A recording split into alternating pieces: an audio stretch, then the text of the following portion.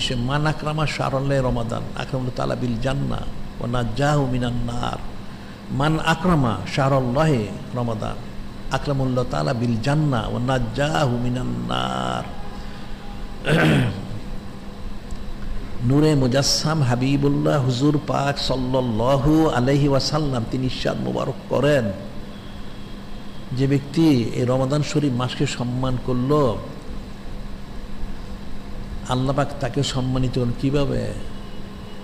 জান্নাত দান করে জাহান্নাম থেকে পানা দিয়ে। সুবহানাল্লাহি। এই প্রসঙ্গে একটা ওয়াকে আমরা সবসময় বলি, এটা আমাদের কিতাবাদিতে গেছে, পত্রপত্রিকা এটা যায়, আমাদের দৈনিক আল হাদিস শরীফে সেটা গিয়েছে। ওকেটা হচ্ছে, এক ইহুদি মহিলা ছিল। ইহুদি মহিলা আবার এক বুজুর্গ ব্যক্তির প্রতিবেশী ছিল।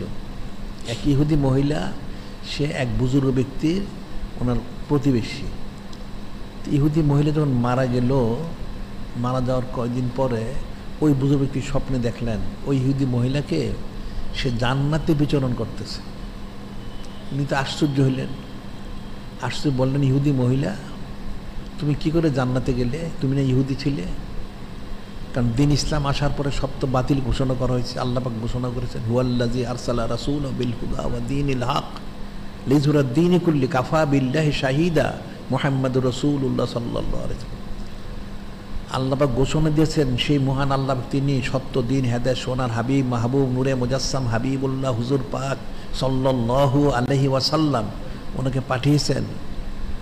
এর সাক্ষী যিনি খলিক, যিনি মালিক, রব হল তিনি, এবং লেজুরাদ দ্বীনি কুল্লি পিছনের সমস্ত দিন এবং ধর্ম মতবাদ এবং সামনের মানবরচনা সবগুলিকে বাতিল ঘোষণা করে, মনসুখ করে দিয়ে একমাত্র দিন ইসলাম দিয়ে পাঠিয়েছে, সবগুলি বাতিল। আর এর সম্মানিত রসুল সাল্লাল্লাহু আলাইহি ওয়াসাল্লাম হচ্ছেন নূরে মুজাসসাম হাবিবুল্লাহ হুজুর পাক সাল্লাল্লাহু আলাইহি ওয়াসাল্লাম। তিনি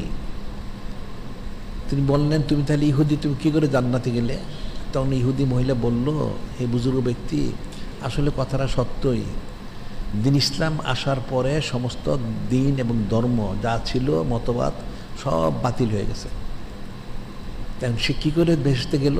তার বক্তব্য হলো, সে যে ইন্তেকাল করলো যেই বৎসর, তার পূর্বের যে রমাদান শরীফ মাস, সেই রমাদান শরীফ মাসে সে বাজারে গিয়েছিল, তার একটা কোলে সন্তান ছিল, তাকে নিয়ে বাজারে যে কিছু সে খাবার কিনেছিল, খাদ্যদ্রব্য কিনেছিল, কিনে তার সন্তানের কাছে দিয়েছিল।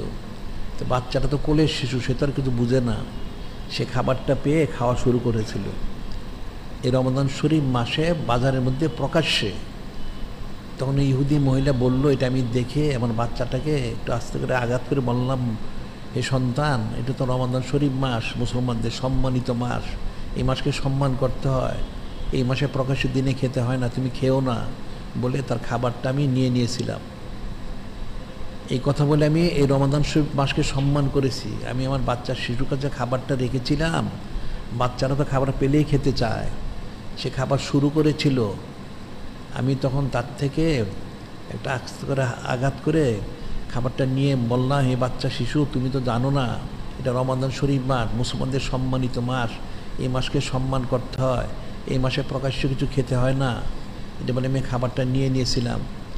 আমি এই যে রমাদান শরীফ মাসকে সম্মান করেছি, এই সম্মান করার কারণে যিনি খলিক, যিনি মালিক, যিনি রব মহাল্লাহ, তিনি আমাকে ঈমান দান করেছেন। সুবহানাল্লাহি। একদিকে ঈমান দান করেছেন, আরেকদিকে হচ্ছে আমাকে ইন্তেকালের পরে যার কারণে সরাসরি আমাকে জান্নাত নসিব করেছেন। সুবহানাল্লাহি।